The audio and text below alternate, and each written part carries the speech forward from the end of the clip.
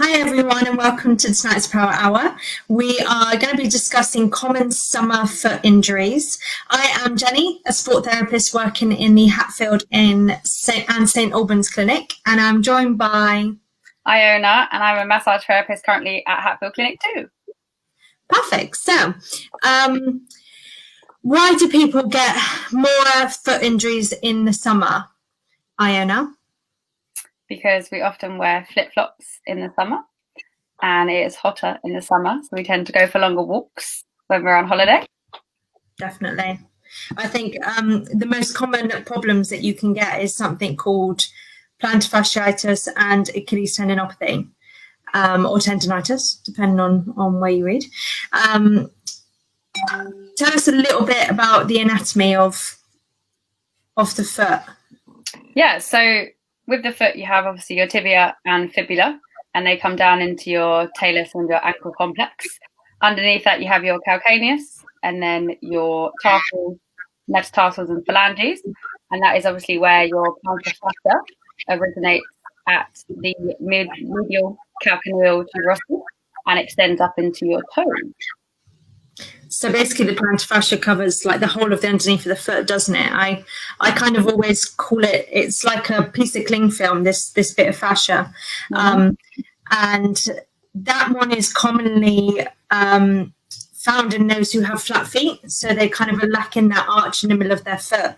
And obviously once they start putting on shoes that aren't supportive, so sandals, flip-flops, that's when problems obviously really start happening with the fascia. What about the Achilles tendon? What's the anatomy with that? A lot of people know it's a big tendon at the bottom of the leg, but whereabouts does it go? Yeah, so your Achilles tendon, obviously you have your insertional Achilles where it inserts into calcaneus and then comes up into the bottom of your calf. So if you can have an insertional Achilles tendonitis or non-insertional, which can be halfway up, mid-portion, or somewhere else in the Achilles tendon. Yeah, definitely. The Achilles tendon is something that gets injured with a change in what we call load. So load, a lot of people always think about like lifting weights, but load can also just be the amount that you do, the intensity that you do, and like the frequency that you do.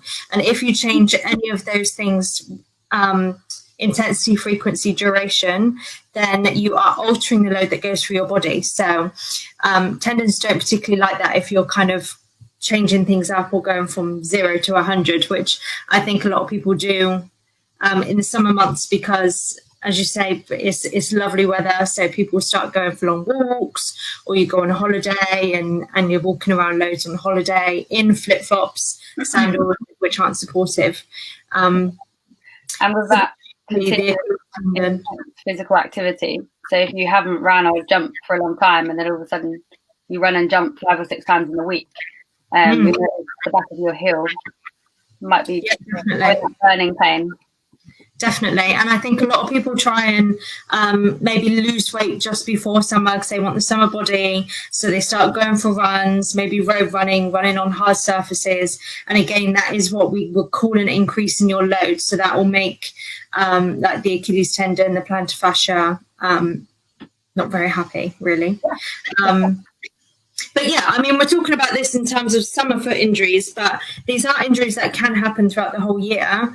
And it usually does happen to people who are kind of taking up sport.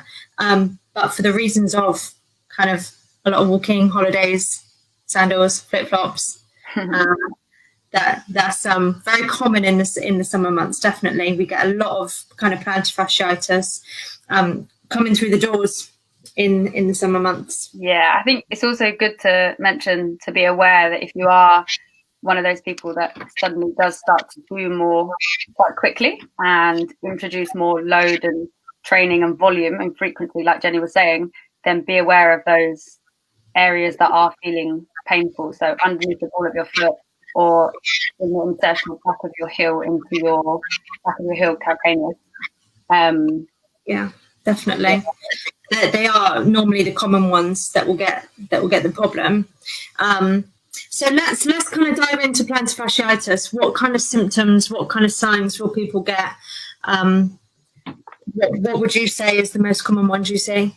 Yeah, so I think heel pain in the morning with your first few steps, especially after long periods of weight bearing. So if you're asleep for a long period of time, if you're sitting for a long period of time, and then you go to walk, that sudden pain directly in your heel is definitely a common one. And also tenderness in the inside of your heel, so the medial side of your heel. It's definitely into the arch area, isn't it? Yeah, into the arch, definitely. Yeah, I find a lot of people, as you say, it's more like this stiffness pain. Kind of to start off with, it feels really stiff in the morning or after kind of prolonged rest. And some people also describe it like a burning pain. So like burning on the bottom of their feet after doing a lot of walking or something like that. And that's not just the sun. Pardon? That's not just the sun burning. Not just the hot sand either. But yeah, so plantar fascia is very common. There is quite a lot of different treatment stuff that you guys can do at home. So there's some really easy stretches that you can do with your foot. Do you know of any, Iona? Do you give any out? Yeah, so I think stretching, you can use, if you bring your foot over to the other side of your leg, you can actually use your own hands to stretch it out. So just gripping the end of your toes and bringing them up towards you, and then bringing your heel down away from your body as well. So as if you are extending your toes towards you, imagine you're touching the plantar fascia. Definitely. If you can't do that, then obviously imagine these are your toes, bringing them up to a towel or a surface and bringing them into extension to give them a nice solid stretch against a wall. Yeah, a good one is doing it up against a wall, because then you can really use that to stretch through your toes. Also, a good one is if you have any of these massage balls at home, so the spiky balls, or even something like a golf ball or something small, you can get that under your foot and kind of roll it through the plantar fascia just to try and release it and make it feel a bit more kind of relaxed and less painful whilst at home. I think there's a video on the Perfect Balance Facebook as well. Yes, there is. In the next few days. I think one of our great physiotherapists, Andy, has got his feet out to show you how to roll that correctly onto the bottom of your foot. So make sure you catch that definitely in the next few days. On that as well, with the rolling, my mum actually had really bad plantar fasciitis a couple of years ago, and in the acute stages, I said try, because we didn't have a golf or anything like that at home. I said try a Coke can in the fridge, nice and cold, and roll your foot up and down that, and that instantly increased her pain and inflammation. The good thing about that is you're rolling out your plantar fascia, so trying to stretch it a bit, but also the ice and the cold gives you like that some sort of pain relief. So that is definitely a great one, definitely. What kind of treatment can be done? There's quite a few things that we can do in the clinic, isn't there, if people are actually really struggling and not getting any relief at home? What kind of stuff do you do? Yeah, so if you've tried the releasing, tried the Coke can, tried the stretching, then you can come in for some sort of deep soft tissue treatment, and also, Jenny, shockwave. Shockwave, yes. Shockwave is amazing. I think I'm going to do a power hour just all on shockwave. So shockwave was designed to kind of break down kidney stones. So it is a non-invasive treatment, but it is quite aggressive in a non-painful way. And it is good because it can help with the more chronic injuries. So these are the injuries that you've had for a long period of time. So if you're one of these people who have just gone on holiday and you've started doing a bit of walking and it's a bit painful, we wouldn't class that as chronic. We would probably get you to do the exercises as me and Iona have described at home, as well as like some deep tissue massage in the session. But we usually see quite a lot of people that have been on their holiday, got their pain, come back home, trying to get back into work whilst being, since coming back from holiday, leaving it and leaving it and leaving it. And then they don't come and see us for months and months afterwards when they really kind of are really struggling to walk, they're limping, it's affecting their day-to-day life. And that they're the people that Shockwave can really help. So I see so many people that come in and they had no idea about this Shockwave treatment. And in a few sessions, they have came in limping on day one, and on the last session they were a completely different person. So the thing away from that is you should not be in pain. You don't have to be in pain, particularly with your feet and ankle and your foot and ankle. So definitely very important for your load bearing. Also, we haven't mentioned strength training as well as a part of treatment. Yeah, go for it. Tell us about strength. Yeah, so similar to tendinopathy, plantar fascia and tendons like load. So if you have that acute pain in your plantar fascia, then a high load of strength training has shown to actually decrease your pain and then improve your function quicker than it would if you left it, of course.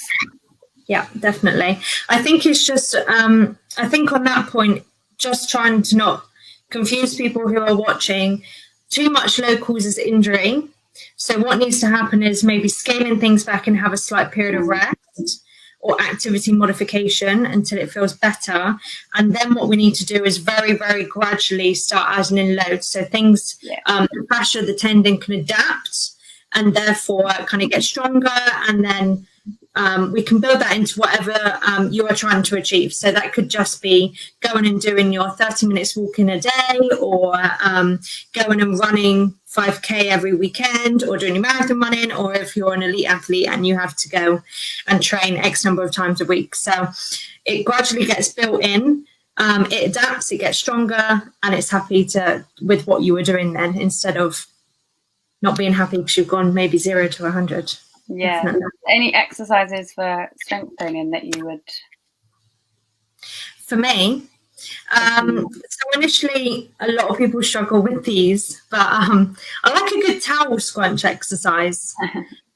It's really difficult with strength exercises for the bottom of the foot because it's quite a lot of, like, if these are your toes, it's got to be quite a lot of flexing and extending of your toes. So I usually get them to have a towel on the floor, foot on the towel, and they've got to try and use their toes to scrunch up the towel, marble picking off the floor, anything like that. And that works on something what we call proprioception as well, which is super, super key in the body. What else do you add anything else in? Yeah, I think I was just going to say, obviously, where you are, that toe extension is really important, actually coming up slowly on your toes. Yeah. And then slowly back down. So you're actually, the fascia is getting used to being stretched, and then your own body weight load, which you can start double leg and then obviously move into single leg as you progress. That would be off a step, wouldn't it? Would you say? On a step?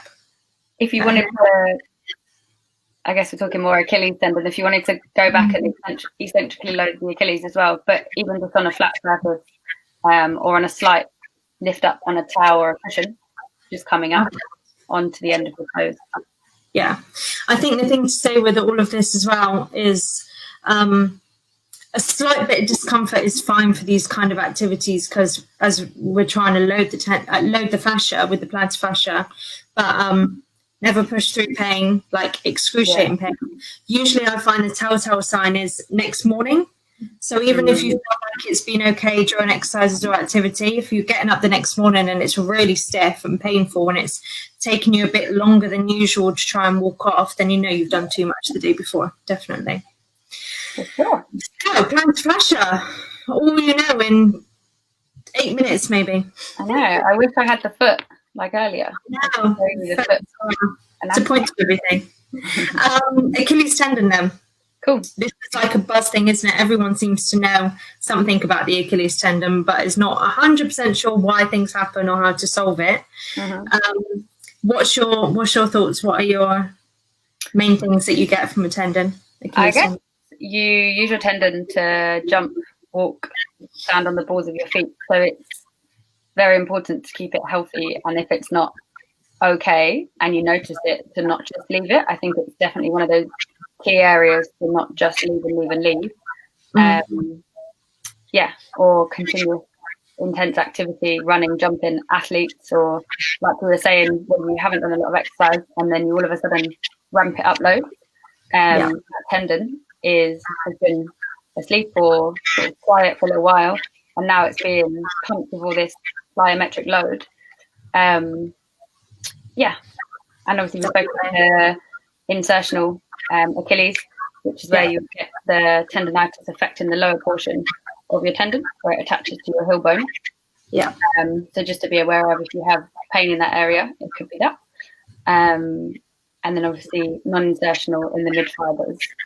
Yeah, definitely. I think a lot of people sometimes get confused because the pain sometimes is kind of right on the top of the bone, which obviously the tendon inserts into there, but a lot of people get confused thinking that it's a bony problem, or like heel spurs is a big common thing. People come in and say to me, I think I've got a heel spur, and actually looking a bit further and talking about their activity levels or what they've been doing recently, we kind of work out that actually it is this insertional Achilles tendon problem, definitely. The signs and symptoms is actually very similar, isn't it, for the plantar fascia? It's quite stiff in the morning. Initially you can walk it off, but like the worse it gets, the more it stays and stays throughout the day. I guess one thing we didn't mention would be super tight calf muscles, and range of motion, actually bringing your toes up towards you, so that range would be reduced if you were trying to bring your toes up towards you and it felt really stiff in the back of your ankle, and your calf felt tight and everything was tucked up. I find quite a lot of time patients come in and they don't maybe notice that their calves are tight, and I'm kind of going through their calves and then they're like, oh my gosh, that actually is really tight and really painful. So usually the best thing to do is, if you do start to get this pain that we've been describing, is maybe start doing some gentle calf stretching and seeing if you can kind of try and prevent it or stop it from getting any worse at home. That's a really good first exercise, isn't it, to really stretch out your calves?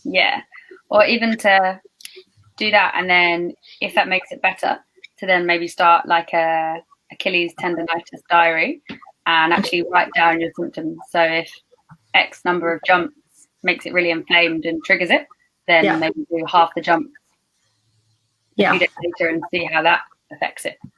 Yeah, definitely. Like managing the load rather than just load. Yeah, and I think that's sometimes the difficult thing, especially in summer. Everyone wants to get out and walking and wearing flip-flops, but it is making sure that you aren't continuously contributing to it. So you're not continuously going for the long walks or wearing your flip-flops around the house or going out to the shops in your flip-flops.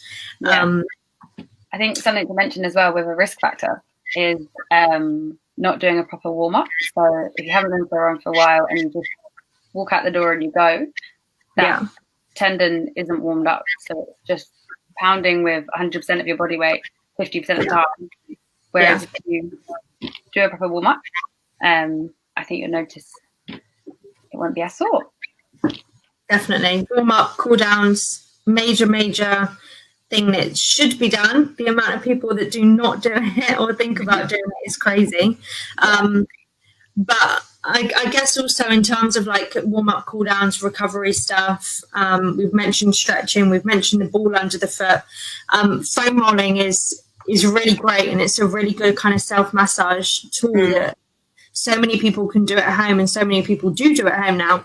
And that's really good to be doing as well, foam rolling all through your calves and your legs, making sure that you do recover if you are taking up a new activity, or if you do notice that you are doing a lot more load, so increased frequency, duration, intensity of anything really. It doesn't have to be, I think people think that literally means doing intense exercise, but as we've said before, it is just simple things like walking or you go for a 7-hour walk and the next morning your Achilles are tight, but you haven't done the 7-hour walk for 10 years. Yeah, that's it. And then maybe you don't rest because you enjoyed that walk. You go out a couple of days later and you do another little walk. Just keeps it going, doesn't it? That's I guess with the Achilles as well, something to notice whether it is that structure that's affecting you, is it can be quite obviously swollen. So if you have a look at the back of your heels in the mirror and one of them is quite a lot fatter or bigger than the other one, and they can be quite painful and red as well. Yeah, red and painful, definitely. That's usually found in like what we class as the acute ones. So ones that are very reactive. So it's like a new injury. You've got loads of swelling and inflammation there, and that's something that can be settled down quite well with like the ice techniques, your stretching, your rest. Those who have more of like a chronic, you may have noticed maybe having that kind of big swollen tendon and the painful tendon months ago, maybe even years sometimes for some people, and now you're just left with this horrible thick tendon, which may not necessarily be very sore to touch sometimes, and definitely won't be red or hot or swollen, but it will be thick and it will be aggravating and stiff all the time, definitely. I guess another treatment option that is out there that I know there are a lot of different views on, but steroid injections and platelet-rich plasma injections as well. But I guess what do you think about those? So I think that some steroid injections are where you literally inject somebody with a steroid for pain relief. And a lot of people don't realize that actually when you inject somebody with a steroid, it gives you this window of pain relief. And in that window, you need to be doing your exercises so that it doesn't come back.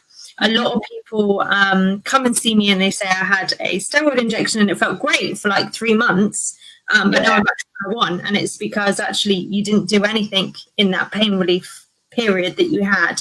So first thing about steroid injections, do exercises and get stronger and get better, definitely. Yeah, it's a very short-term fix, isn't it?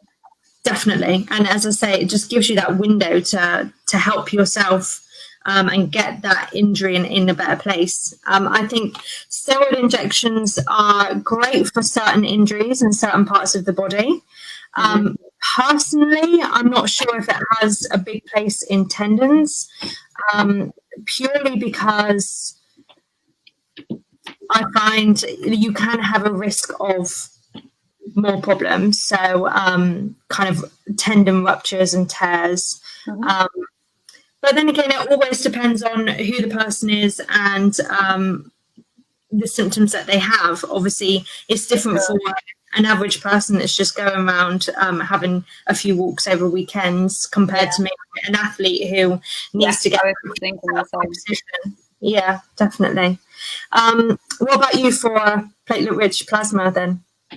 It's a new thing coming out, isn't it? A lot of people are talking about it. I guess it's something that we don't get a say in necessarily. So it's someone goes to their doctor, they get referred to an orthopedic surgeon, and they decide to do the injection. 4 months later, if that hasn't worked because they still haven't done any rehabilitation or acute injury management, then you kind of end up with a chronic problem anyway. So I guess it's a good thing to us to know about them, but also a good thing to know how to deal with a chronic tendon or plantar fascia. Yeah, and I think that just it keeps coming back down to you have to do your rehab. You have to rest it and gradually load it. Like, unfortunately for these type injuries, there isn't a quick fix where you come in and see us and it's fine. No, it's sore, and then you want it to be fine a few days later. Definitely won't happen. So just to kind of finish with the Achilles tendon, what kind of strength work do you give to that? Because there is a specific kind of protocol that we follow, isn't there? What do you usually do? Tell me, Jenny, what's the specific protocol? So eccentric loading is big buzzword in tendons. Eccentric loading is where you load the tendon whilst the muscle is lengthening. They love it. Yeah. So usually a really good exercise are like heel drop exercises. Do you do those ones? Yeah. So I guess like we were saying with the plantar fascia coming up on the toes, instead you're on the toes, but with your heel and body hanging off of the back of a step. Yeah, definitely. And that's kind of a good starting point where you can just stretch off the step for like your initial stretching.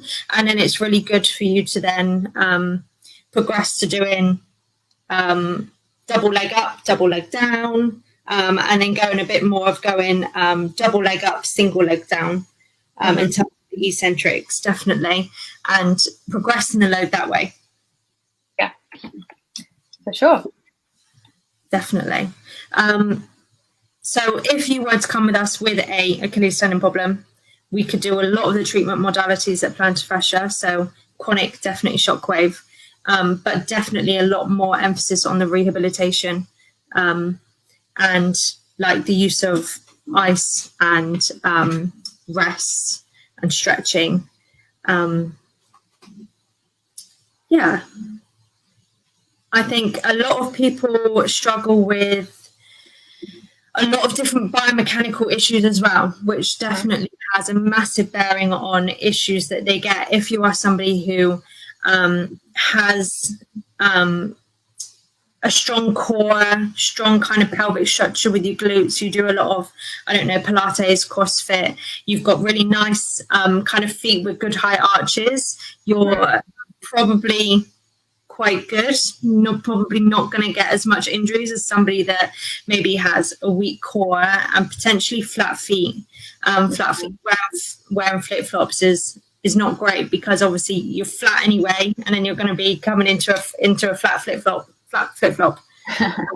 Yeah. So obviously the plantar fascia as well plays such an important role in the normal biomechanics of your foot. Definitely. So where it's so important in supporting your arch to act as a shock absorber, if you're going for a 6-7 hour walk in flip flops, you've completely taken away the chance to act as that shock absorber.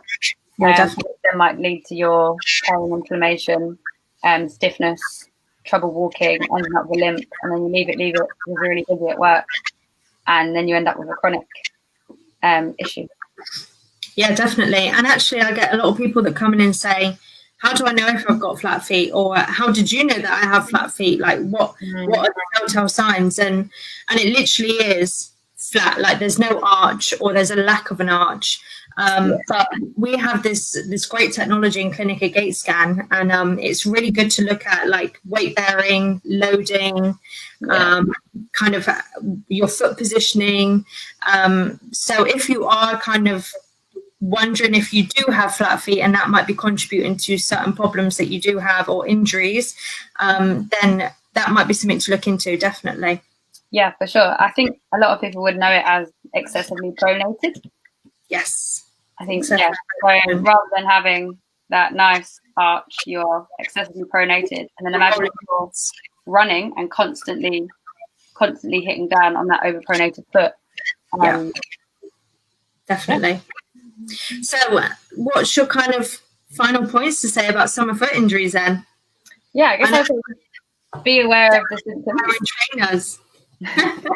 Yeah, take the trainers on holiday with you. Be aware of the symptoms and be aware of the location of them. So underneath your heel directly and behind the back of your ankle. If you have had a massive increase in physical activity and load, be aware to have those rest days.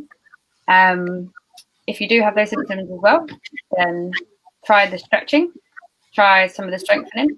Ice, if you have got any swelling, pain, or redness. And then obviously, if none of that does go down, then you can come and see a specialist as well to get a further examination. Yeah, 100%. Just make sure supportive shoes, insoles maybe if you need them, and make sure that you don't do what everyone wants to do, including myself, 0 to 100 in summer, walking around. Definitely. Start in December. Yeah, start in December when you're nice and supported in the trainers, not the flip. Perfect. And as always, comment below if you have any further questions or you want to quiz myself and Iona even more. We can always respond. It's a bit backwards, isn't it? Yeah, perfect. And watch this week because next is gym injuries, which is a hot topic going back to the gym. Awesome. Can't wait. Perfect.